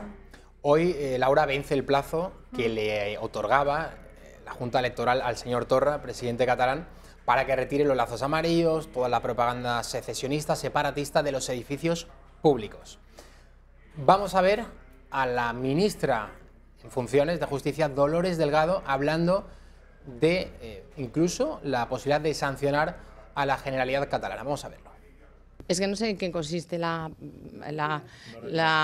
propuesta combativa, pues se quitarán y se desaparecerán los lazos, porque no puede ser así, y seguramente se le impondrá una sanción, como no puede ser de otra manera. O sea, que decir, y repito, la ley está para cumplirla. Quien determina en este caso, o quien interpreta la norma, es en este caso la Junta Electoral Central. Ha ordenado que se retiren los lazos amarillos. Los lazos amarillos se tienen que retirar. Si no se retiran, pues se pone en marcha el procedimiento sancionador. Esto decía la ministra en funciones de Justicia, Dolores Delgado. En primer lugar, ¿se va a atrever Torra a quitarlos? En segundo lugar, si no los quita Torra, ¿se va a atrever el gobierno en funciones a sancionar a la Generalidad? Bueno, me parece muy grave que no los retiren, dicho sea de paso. Por el otro lado, es verdad que si Torra no lo hace, se enfrenta a una multa de 3.000 euros y la inhabilitación. Pero es verdad que también puede ser la excusa para dejar sus funciones en la Generalitat, que siempre dijo que serían transitorias, y tampoco es, digamos, una pena de cárcel que lo haga pues, meditar sobre si incurrir otra vez en la vulneración de la legalidad. En este sentido, creo que puede ser que se arriesgue a no cumplir, lo cual tendría que forzar al gobierno a intervenir, ¿no? Porque la ley, como ha dicho la ministra Delgado, está para cumplirse, ¿no? Por otro lado, es verdad que me parece muy grave, como he dicho al principio, que una cosa tan sencilla como es la neutralidad institucional no la quieran cumplir. Oiga, aquí nadie está diciendo, la Junta Electoral no está diciendo que tengamos que colgar, no sé, pancartas del PP o incluso la bandera de España. Dice que no tiene que haber nada, que tiene que ser neutral, que cada ciudadano tiene que ir a votar sabiendo que las instituciones no son de parte, ¿no? Que no son partidistas. Y es que, no sé, me parece que es del ABC democrático, ¿no? Que lo normal sería retirarlos. Y ya te digo, si no lo hace, incurrirá a una vulneración de la legalidad que hasta ahora el presidente Torra no había hecho. Pues de momento, Laura, Elsa Artadi, la portavoz del gobierno catalán, dice que le parece una tontería monumental que la Junta Electoral inste a Torra a quitar estos lazos amarillos, esta propaganda secesionista. Vamos a verlo. Bueno, me parece ridículo que se tenga que coartar la libertad de expresión de esta manera, que se intenten prohibir colores, que se intente prohibir expresiones de libertad y de derechos. Nosotros ayer recibimos el informe de la Junta Electoral Central a petición de una denuncia de Ciudadanos que parece que le moleste las palabras libertad, democracia, los valores que realmente representan la inmensa mayoría de la ciudadanía catalana. Por tanto, ya nos parece un error ir por aquí. La señora Artadi hace ese ejercicio de marketing, ¿no?, al que nos tienen acostumbrados los distintos líderes separatistas. No quieren libertad, no nos dejan democracia, mostrar nuestros símbolos. Bueno, hay una ley que no permite, por ejemplo, mostrar la estelada, que no es una bandera oficial, no es la bandera catalana oficial, que tienen que mostrar el ayuntamiento, la Generalidad de la catalana, pero también la española. La señera, que es la catalana, la española y la europea. Y la europea, ¿no? Efectivamente. Sí, o sea... Ellos al final lo llevan siempre al terreno de la libertad de expresión. Pero es que un precepto de la libertad es garantizar el pluralismo. Y el pluralismo significa no utilizar las instituciones públicas de forma partidista y solo mostrando unos símbolos. O sea, es tan sencillo como esto, ¿no? Laura, se especula con la posibilidad de que el señor Carles Puigdemont, el presidente fugado, huido de la justicia, el prófugo, va a concurrir a las elecciones del Parlamento Europeo próximo 26 de mayo. Tendría que venir a Madrid a tomar posesión de ese acta de diputado. En el momento en el que pusiera un pie, pues sería detenido inmediatamente por la policía y puesto a disposición judicial. Hay quien erróneamente están difundiendo que esto no sería así, puesto que se beneficiaría de esa inmunidad parlamentaria. Vamos a ver el siguiente vídeo sobre ese posible regreso de Puigdemont, que yo desde luego, no sé tú, Laura, no me creo en absoluto. Puigdemont vuelve, o eso dice. Per cert, si li donen l'acte d'eurodiputat, té immunitat a tot el territori de la Unió Europea, no? Inclòs l'estat espanyol, sí. Si això passés, vindria vostè a una altra vegada a Catalunya o no? Sí, sí, evidentment. A esto se ha comprometido el huido expresidente de la Generalitat y candidato de Junts pel Cat a las europeas, Carles Puigdemont, en una entrevista en RAC1. Per tant, jo gaudeixo de tots els drets polítics, els tinc intactes. Si un estat membre, en un ciutadà lliure de la Unió Europea, li impedeix ser candidat, està violant no ja els tractats, està violant les normes fonamentals de la democràcia. A partir del moment que el Parlament Europeu doni el vistiplau a que vostè sigui eurodiputat d'aquest Parlament, vostè té immunitat a tot el territori europeu i vostè torna a Catalunya. Efectivament. La portavoz del Govern, Elsa Artadi, también valora los distintos escenarios que están por venir. Nuestro entendimiento es que cuando te conviertes en electo del Parlamento Europeo obtienes inmunidad. Carles Puigdemont asegura que para ejercer de eurodiputado no necesariamente debe recoger el acta ante la Junta Electoral Central en el Congreso. Pero, ¿es eso cierto? ¿Puede conseguirlo sin pasar por España? Según la Ley Orgánica del Régimen Electoral General, dice que el proceso para ocupar un escaño en el Parlamento Europeo se produce en dos fases y se basa en lo que marca la Ley Electoral Nacional, lo que en el caso de España implica que el acta se ha de recoger en el país, en este caso en la Junta Electoral Central. Lo que está claro es que Puigdemont tendrá que venir a nuestro país para acatar primero la Constitución, para recibir después el acta de eurodiputado si finalmente gana un escaño en las próximas elecciones europeas del 26 de mayo. Pero, ojo, podría ser detenido antes de gozar de la famosa inmunidad parlamentaria. Aunque no es necesario recoger el acta personalmente, sí obliga a cumplir en persona el trámite de acatamiento de la Constitución española. Así que parece ser que el plan del expresidente huido se trunca, ¿o no?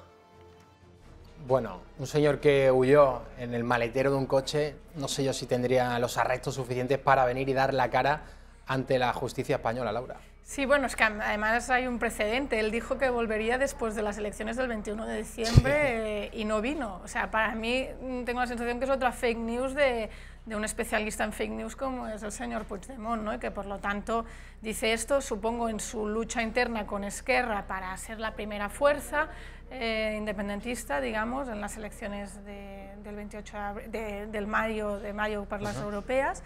Pero yo creo que no se arriesgará porque sabe cuál es, digamos, lo que pasa si pisa territorio español. Laura, todos los líderes independentistas tienen ese mismo objetivo, que es lograr la independencia de Cataluña, proclamar la República Catalana, pero dentro de ese largo proceso hay pugnas entre los partidos. Todo el mundo, casi todos los analistas decían, después de ese 1 de octubre, que las elecciones que convocó Mariano Rajoy, las autonómicas catalanas de diciembre del 17, que seguro que ganaba RC porque Junqueras, bueno, se había quedado, iba a dar cara ante la justicia, el señor Puigdemont huido, al final sacó el PDeCAT más votos que RC. ¿Qué crees tú que va a pasar ahora en las generales del próximo 28 de abril? Bueno, es difícil hacer pronósticos. Es verdad que con Esquerra siempre hay un fenómeno que sucede, que es que la gente dice más de cara a las encuestas, de cara a la galería, que los va a votar, y finalmente no es así, ¿no? Yo creo que era Adolfo Suárez que también decía que no me quieras tanto y vótame más, ¿no? Cuando la UCD empezaba a ir, digamos, peor en apoyos electorales. Por lo tanto, con Esquerra siempre se ha dado este fenómeno, ¿no? Que supongo que cuando te preguntan para una encuesta, queda más bien decir que los votarás porque tienen menos casos de corrupción que el PDeCAT, que recordemos el PDeCAT viene de la extinta Convergencia, que se cambió el nombre también para intentar blanquear toda la corrupción que arrastraba, ¿no? Es difícil pronosticar. Por lo que hemos visto ahora, la crida de Puigdemont ha hecho casi una OPA al PDeCAT, se ha impuesto. Supongo que también dentro del partido habrán hecho sus cálculos de que digamos, seguir con la estrategia radical va a movilizar más el voto, ¿no? Está por ver, será interesante ver. Lo que sí que también es curioso, que en las últimas elecciones en el Congreso de los Diputados, la primera fuerza en Cataluña fue Podemos. Ahora parece que podría ser incluso la cuarta, ¿no? La de Black electoral que ha tenido de apoyos. Laura, ahora se están tejiendo distintas alianzas para esas elecciones europeas del 26 de mayo. Aitor Esteban, que es el portavoz del PNV en el Congreso de los Diputados, arremetía contra el PDeCAT de esta manera. A ver. A nosotros el PDeCAT no nos ha hecho ninguna oferta, ningún ofrecimiento en estos momentos para... Me imagino que está hablando de Europa. Europa, sí. Claro. No nos ha hecho ninguna propuesta concreta, ¿no? Lo que vamos a hacer es hablar con todos los socios de la coalición de hace 5 años y vamos a ver en qué disposición está cada uno, ¿no? A mí me da la sensación de... Bueno, me da la sensación, no, ha sido así, ¿no? La apuesta que han planteado de cara a las europeas es una apuesta absolutamente en clave catalana, lo cual es muy legítimo, pero que bueno, que puede dificultar las cosas. En cualquier caso vamos a hablar con todos los partidos políticos. Bueno, una última hora, Quim Torra, el presidente de la Generalitat de Cataluña, ha dicho que no piensa quitar los lazos amarillos de los edificios oficiales. Ahora la pelota está en el tejado del gobierno en funciones, señor Pedro Sánchez, a ver si es cierto lo que hoy decía la ministra de Justicia, Dolores Delgado, de que habría una sanción al señor Torra. Bueno, tiene que haberla porque está infringiendo la ley. Además, recordemos que la ventaja que tenía Torra enfrente del gobierno cesado liderado por Puigdemont es que al menos habían respetado la legalidad. En algún sentido había muchas proclamas de buscar un momentum, decían ellos, un momento otra vez crítico para desafiar al Estado, pero al final era solo propaganda, era solo discurso, era solo retórica frente a los hechos, ¿no? Entonces esto sí que sería pues un precedente, ¿no? Además también quiero decir una cosa, también respondiendo al Sartadi, o sea, una cosa es la libertad de tú en un sitio privado o en tu casa poner los símbolos que quieras, lo otro es en las instituciones públicas, ¿no? Que son de todos. Pero yo creo que llevan tantas décadas hegemonizando el poder en Cataluña que piensan que las instituciones públicas son de ellos. También un poco lo que ha ocurrido de una manera distinta, pero en Andalucía con el Partido Socialista, que al final era muy complicado discernir el paisaje de lo que era la región andaluza y las instituciones de lo que era el Partido Socialista, porque parecían ya una misma cosa. Bueno, hasta donde yo sepa, la expresidenta Susana Díaz no ha puesto, no sé, un cartel del Partido Socialista andaluz. Salvando las distancias, pero que al final, como estás tantos años ostentando el poder, pues piensas que esas instituciones te pertenecen y que no representan a todos los ciudadanos, te hayan o no votado. Bueno, yo me acuerdo una frase que dijo la mujer de Pujol cuando ganó Montilla las elecciones, dijo, siento como si me hubieran echado de casa. O sea, tremendo. Para ella que no tenía funciones ejecutivas. Muy ilustrativo, Laura, la verdad. Pues Laura Fabrea, muchísimas gracias. Crónica Global, por estar otra semana más aquí, analizando toda la actualidad catalana. Vamos a ver ahora los últimos movimientos que dio el gobierno de Mariano Rajoy en relación a Cuatrecasas. Muy polémico ese nombramiento de Soraya Sáenz de Santamaría, la exvicepresidenta, en el bufete de abogados. Hay quienes dicen que hay cierta incompatibilidad el hecho de haber estado en la vicepresidencia del gobierno y ahora en este bufete en Cuatrecasas. Vamos a verlo. Bueno, vamos a buscar el vídeo, me dicen que ahora no lo tenemos, lo vamos a ver enseguida.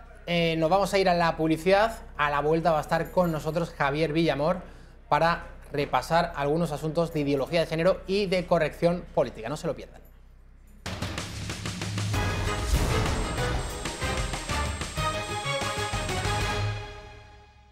8 menos 23 minutos de la tarde. Javier Villamor se incorpora a la redacción abierta. ¿Qué tal? Muy bien, encantado de estar aquí, como siempre. Bueno, una noticia, Javier, que yo cuando leí el titular dije, aquí hay gato encerrado. Detienen a 3 menores en Valencia acusados de haber matado a una persona en Lyon, en Francia. Huyeron de Francia. Estas son algunas de las fotos después de haber cometido ese crimen. Esta persona que muere fue torturada y hubo una segunda persona, mayores de edad ambos, torturados. El segundo, bueno, pues no resultó muerto, pero echaba yo en falta algo. Echaba yo en falta algo que era la nacionalidad, que efectivamente no me encontré en la noticia que publicaban algunos medios y tuve que buscar en otros lugares. Son argelinos, menores de edad, y habrían matado a una persona después de torturarla en Lyon. Este tipo de casos, Javier, se difunden, pero siempre se omite la nacionalidad. A mí siempre que vienes aquí me gusta repasar este tipo de cosas, porque ya no son casos aislados. Al final todos van respondiendo a un patrón. Muchos casos aislados. Y cuando vas sumando todos esos casos aislados, hay que pararse y reflexionar qué es lo que está pasando, porque es una manera de manipular esas noticias que se difunden, omitiendo según qué datos para no, dicen, alentar la islamofobia, la xenofobia, el racismo, etcétera. No sé si vas a poner el vídeo o no, pero bueno, comentarlo rápidamente. En el vídeo, estos 3 chicos con machetes, la habitación está completamente destrozada, se ve como dan patadas en el suelo a uno que se está desangrando y con el machete incluso le van cortando poco a poco, ¿no? Creo que hasta tiene como 3 apuñaladas en el cuello y el otro pues le quieren cortar también el brazo. Esto es lo que estamos importando. Hoy precisamente estaba viendo un informe del Ministerio de Interior alemán en el que decían que más del 50% de los presos son extranjeros. Se ve también en todo, se ve, el otro día también hubo una manifestación, si no me equivoco, que era en un pueblo de Cataluña, contra unos marroquíes, debía ser o algo de eso, que también pues, se habían dedicado al pillaje, etcétera, etcétera. Y esto, desde luego, como que estabas comentando, no es un caso aislado, ya cada vez son más números. Al fin y al cabo, es las consecuencias de una inmigración masiva descontrolada, que no sabemos qué vienen ni a qué vienen, no todos, por supuesto, pero bueno, pues cuando se forman camarillas, cuando se ven que en los ciertos grupos culturales o de ciertas costumbres de países de origen se ven protegidos por las leyes del país, en este caso, por ejemplo, España, que están sobreprotegidos legalmente respecto a los nacionales, cuando se ven fuertes como manada y se ve que a pesar de lo que hacen no hay una reacción ni de la sociedad, ni de los medios de comunicación, ni policial, ni política, pues esto va a ir a peor. Y eso que todavía la población es bastante minoritaria. Contemos, por ejemplo, que en Alemania la población inmigrante no supera el 7%. En España creo que estamos en torno al entre el 6 y el 10%, si no me equivoco. Tenemos 2,5 millones de musulmanes que, bueno, pues no digo que todos, pero que algunos tienen ciertas prácticas como esta. El otro día también, ayer leí una noticia que a un antidisturbios en Ceuta, si no me equivoco era, le habían apaleado un grupo de 15 personas porque le habían reconocido como policía. Y pues 15 personas te puedes imaginar que no eran precisamente españoles, sino que eran del otro lado de la valla. Entonces, bueno, vemos cómo estos grupos violentos están aumentando día tras día y cada vez son más difíciles de controlar. Javier, esta semana hemos conocido que el gobierno ha creado una unidad para combatir bulos, para combatir las fake news, las noticias falsas. El Ministerio de la Verdad. El Ministerio de la Verdad. Esto es muy significativo de los tiempos que estamos viviendo, sí, señor. Que el poder político filtre la información, se le está escapando mucha información que no controla, especialmente a través de las redes sociales, Twitter, Facebook, WhatsApp. Yo creo que incluso destacaría WhatsApp porque por este canal, a través del teléfono móvil, yo creo que nos llegan la mayoría de noticias que leemos a lo largo del día, especialmente las más incómodas. Esos grupos de WhatsApp que se van pasando informaciones, claro, el poder político esto no lo controla y eso le pone muy nervioso. Así que al señor Sánchez no se le ha ocurrido otra cosa que en plena pre-campaña voy a crear un Ministerio de la Verdad, vamos a combatir las fake news. Por cierto, se lo encargan a Neutral. Vamos a ver. Qué casualidad. El tuit de Neutral no hace mucho tiempo en el que, tratando de desmontar una noticia que consideraba fake news en relación a la ley contra la violencia de género, pasa que ahí no se aprecia. Bueno, leo en el tuit, dice, ojo al Geta Check de Neutral, que en los hilos de fake news sobre maltrato se supera y es capaz de decir que 72 horas no equivalen a varios días. La noticia que trataba de desmontar Neutral, que es la agencia, por cierto, de Ana Pastor, de La Sexta, que se va a encargar de velar por la verdad, decían que no es verdad que un hombre pase varios días en un calabozo a propósito de la ley contra la violencia de género.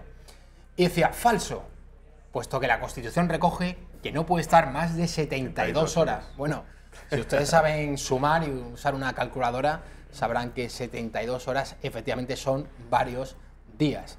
Esto, Javier, si va a ser Neutral los que van a filtrar y van a decir qué es lo que es verdad y mentira, pues yo creo que no nos podemos esperar lo mejor, ni mucho menos.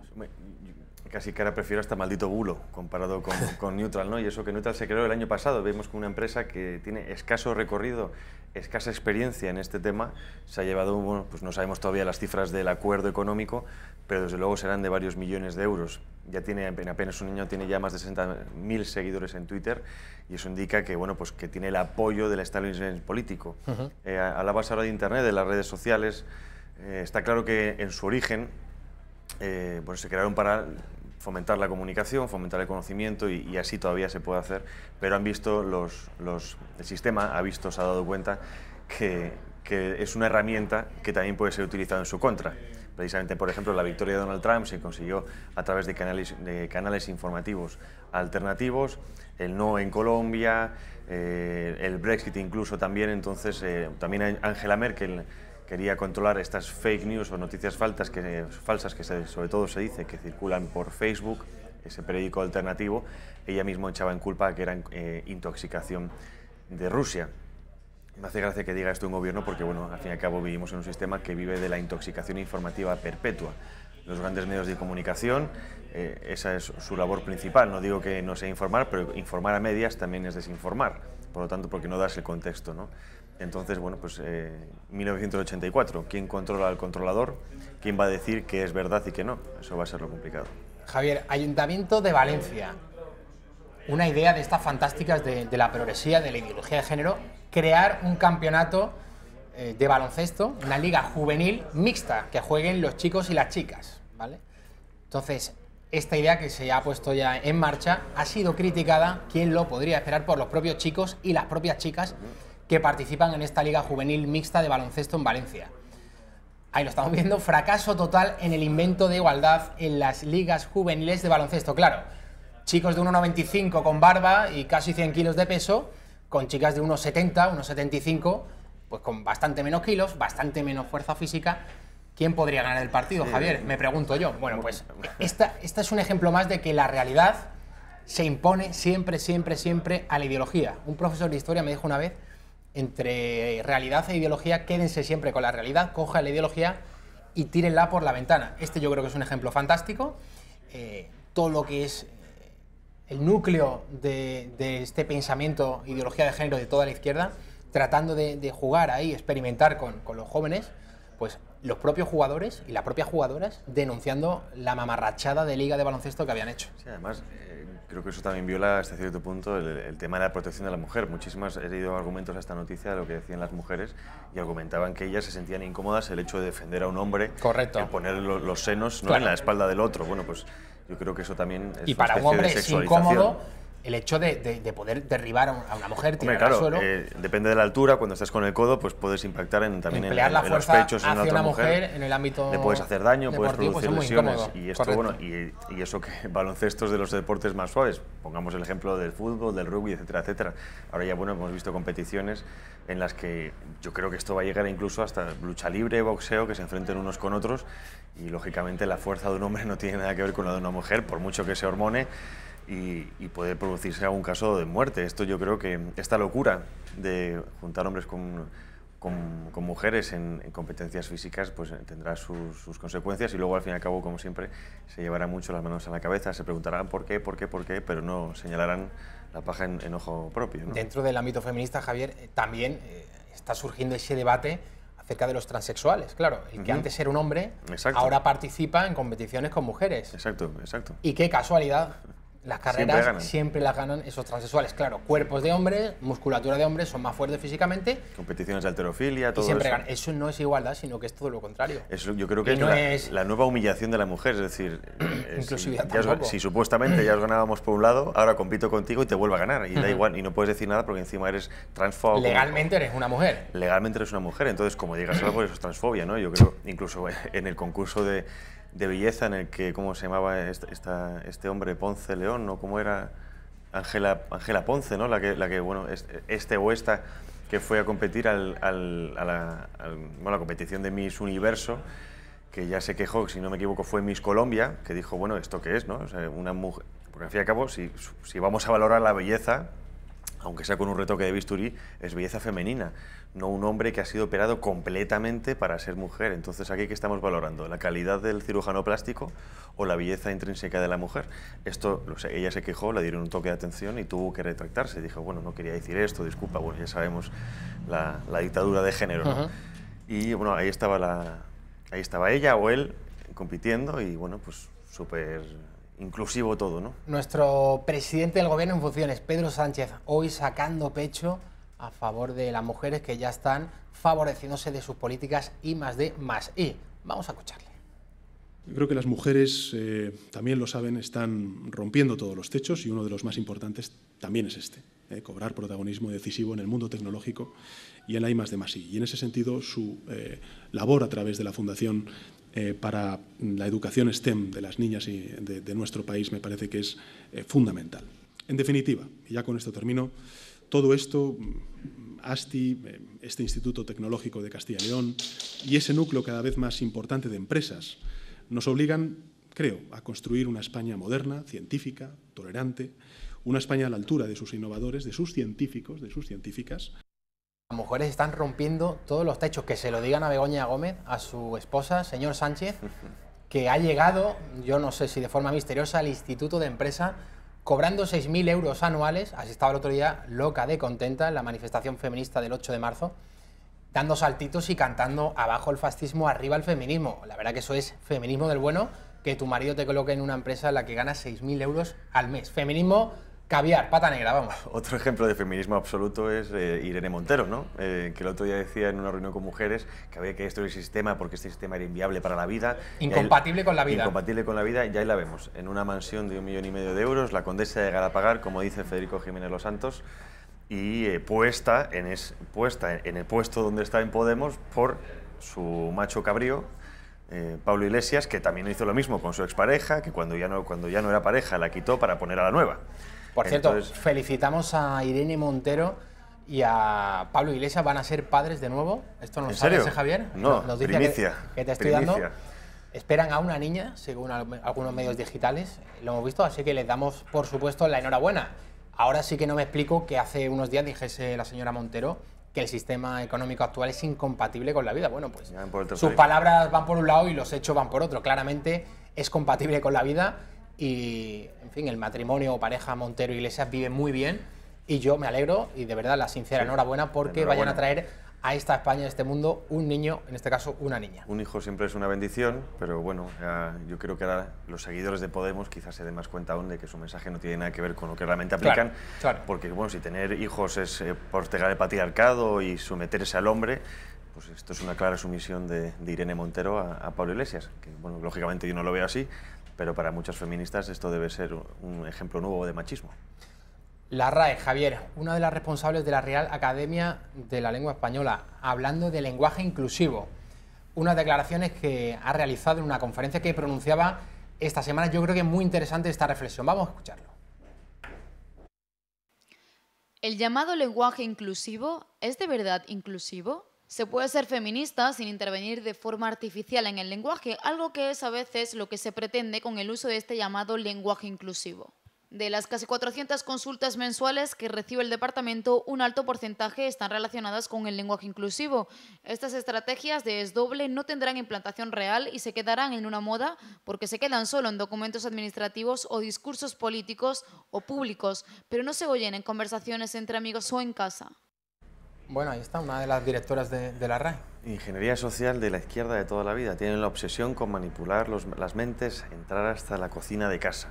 Y esto es algo nuevo, es decir, igual se piensan, aunque a veces les funciona, que manipulando el lenguaje manipulas la realidad. Gracias a Dios todavía eso no está ocurriendo. Todavía tenemos académicos de la lengua que son firmes en esa posición, que no se dejan amedrentar por mucho chantaje ideológico, político o el que sea que ejerzan estos grupos. Y ahí lo decía esta señora y tiene toda la razón. No, yo creo que no escucho a la gente decir portavoza o todo el tiempo diciendo os-as. ¿no? Además tienen la cara, Javier, de decir luego, cuando esto se imponga, que esto ha sido de abajo arriba, que esto han sido las clases populares quienes estaban preocupadísimas con el lenguaje inclusivo, que vas a cualquier barrio, a la pescadería, y la señora que te atiende te habla de portavoces y de portavozas y de lenguaje inclusivo. Esto es mentira, esto es de arriba abajo, es algo propio de las élites, del establishment, de la izquierda, como tú dices, de ese gran magma cultural progre. Esto lo están intentando imponer desde arriba, en las escuelas, con la ideología de género, pero no tiene nada que ver de verdad con las preocupaciones reales de la gente, ese término que tanto le gusta emplear a Pablo Iglesias, y esto lo veíamos hace unas semanas en el barrio de Hortaleza de Madrid, cómo echaban al señor Íñigo Errejón al grito de fuera vende obreros de los barrios de Madrid. Lo que decías ahora es muy importante porque todavía la izquierda no comprende cómo el voto tradicional obrero o de la izquierda, que era el trabajador, ahora va completamente a la derecha, porque es que la izquierda ha abandonado los antiguos grupos tradicionales, grupos de votantes, en este caso los obreros, y se ha centrado en aquellos ahora oprimidos supuestamente por el sistema, feministas, LGTB, inmigrantes, ha abandonado al nacional de toda la vida. Y esto lo van a pagar caro en las elecciones sin ninguna duda, porque ahora mismo bueno, pues los grandes núcleos de trabajadores patriotas, de que se levantan todos los días a las 6 de la mañana para trabajar, etcétera, ya quieren, o las encuestas dicen que van a votar a Vox. Veremos eso que pasa en las elecciones, porque desde luego va a ser muy interesante. Por eso también la izquierda está obsesionada con la inmigración, porque cuanto más venga, más caladero de votos tiene en un futuro, que es también, como decía la señora Clinton, lo admitía en las elecciones pasadas. Ella llamaba a los votantes inmigrantes, a los hispanos, a los negros, no al americano medio, que es el que vota a Trump precisamente. Javier, ¿quién ha dicho que los vascos no tienen gracia? Vamos a ver este vídeo de TV mofándose, yo creo, con una gracia tremenda, con una ironía totalmente elogiable, mofándose, digo, de todo este rodillo ideológico del feminismo, de la igualdad llevada al extremo. Vamos a ver este vídeo. Me dicen que lo realizaron hace ya 10 años, pues doble premio porque se han adelantado a todo lo que está ocurriendo ahora. De verdad, no tiene desperdicio. Vamos a verlo. ¡No dispare! Vamos a colaborar en todo para evitar víctimas. Lo primero es comida para los rehenes. Queremos 3 pizzas, barbacoa y cervezas. ¿Barbacoas? ¿Cervezas? ¡Un momento! ¿Es que solo tiene hombres ahí adentro? ¡Sí! 4 hombres y estoy dispuesto a cargármelos a todos. No, si eso da igual. El problema es que está usted incumpliendo la ley de igualdad. Tiene que tener el mismo número de hombres y mujeres retenidos. ¿Eh? Pues eso, que son las leyes. Venga, deme 2 de los hombres y le daré 2 mujeres. Vengan las voluntarias. Es que se presentan voluntarios para ser rehenes. Es por la ley de paridad. Pero igual se complica la cosa y me tengo que cargar a alguien. Y me da cosa disparar a una tía. O sea, que puede disparar a un hombre pero no a una mujer. ¡Machista! Está bien, está bien. Sacaré a 2 de los hombres.